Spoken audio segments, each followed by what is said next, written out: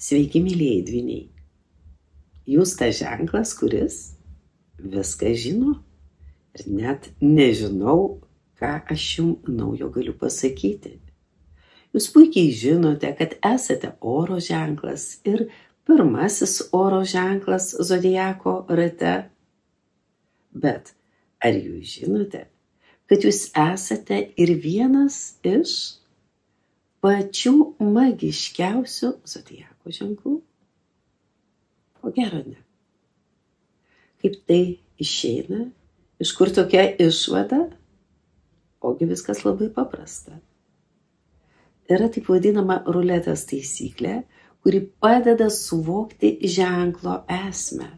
Kai reikia nuo avino ženklo atskaičiuoti eilės numerį iki kažkokio tai konkretaus zodiako ženklo ir nuo jo atidėti tą skaičių. Už magiją yra atsakingas Skorpiono ženklas. Šitą ko gero irgi žinote. Skorpionas yra 8 zodiako ženklas, nuo avino skaičiuojant. Ir jeigu į priekį nuo Skorpiono jūs atskaičiuosite 8, atsidursite Dvynių ženkle. Taigi, dar neaišku, kas kietesnis magas, Skorpionas ar Dvynys.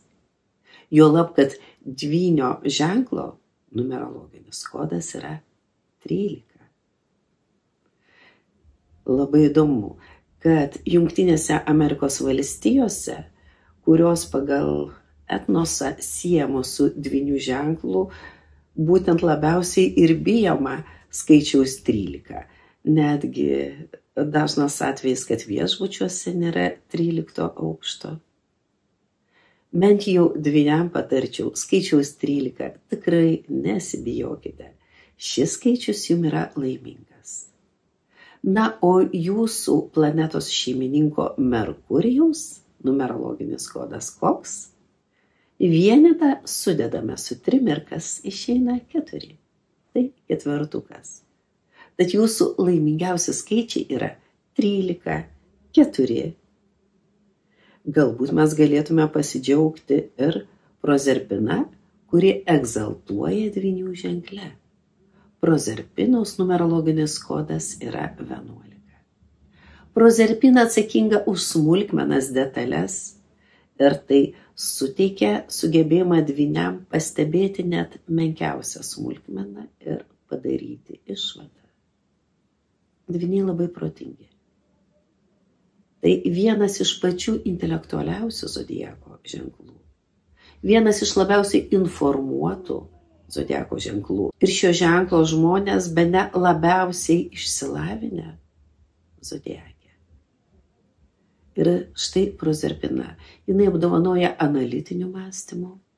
Jinai apdovanoja sugebėjimu kaupti ir apdoroti bet kokią informaciją.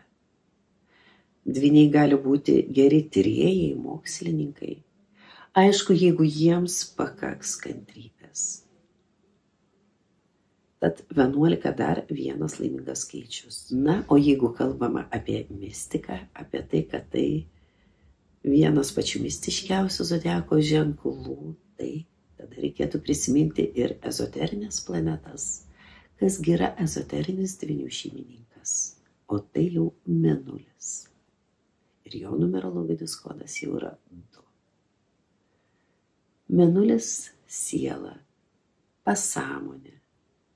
Mėnulis atspindys, veidrodžio atspindys.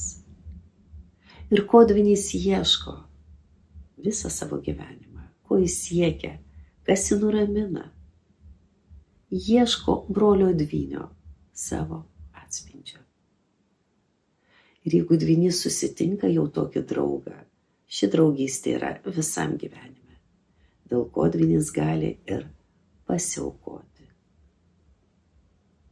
Valdantis Merkurijus Dvyniam suteikia ne tik išskirtinę galimybę mokytis, kaupti informaciją, bet ir duoda didelį draugiškumą, o taip pat ir sumanumą, verslumą. Merkurijus yra prekyba, Merkurijus yra kelionės. tiesiog judėjimas. Ir dvyniai mėgsta judėti, jiem reikia keliauti, jie mėgsta turistinius žygius, bent jau nedidelius. Ir dvynių svarbu ne tiek tolimos kelionės, kiek judėjimas apskritai. Tad dvyniam patarčiau visada savo emociniai savijautai pagerinti, rasti laiko nedideliam išvykom, kasdien pasivaikščiojimui, griname ore, parke. Ypač gerai dvynius veikia pušynai. Grynas oras dvyniam labai svarbu. Ir jeigu jūs gyvenate šalia pušyno, puiku, dažniau laikykite atvertus langus.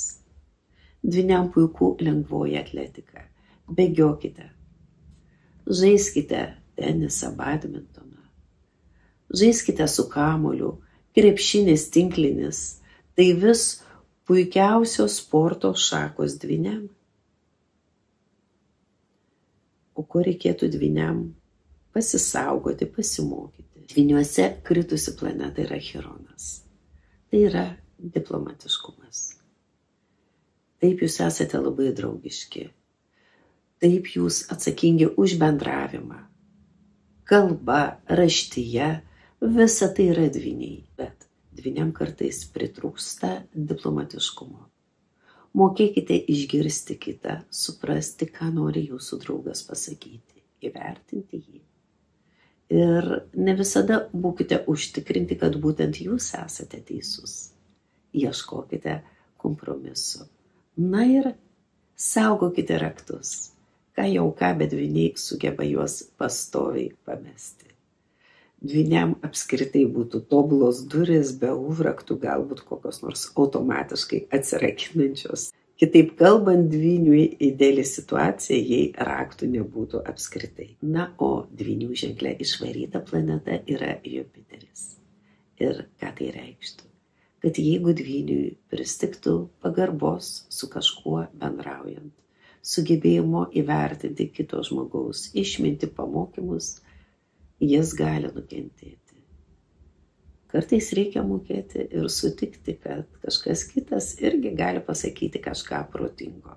Nors, kaip minėjau, dvyniai iš tiesų yra apdovanoti proto sumanumu. Na, o koksgi jūsų ženklo totemas? Kad jis siejamas su dvynių pora, mirtingu ir nemirtingu, Kastoru ir Poluksu, jūs žinote. Senovės arijų astrologijoje, zoroastrietiškoje astrologijoje dvynių totemas bus didžiulis auksinis zuikis, aukso spalvos su ilgomis ausimis. Tai reiškia, viską matau, viską žinau, viską suprantu. Ir spalva kokia? Auksas.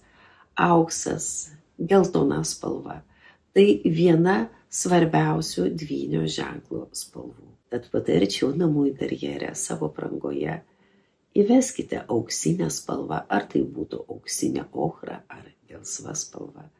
Tai visada jum laimės ženklas. Nors laiminga gali būti ir sidabrinė spalva, nes ezoterinis dvynių šeimininkas jau yra mėnulis. Na, o kokiegi laimingi dvynių akmenys?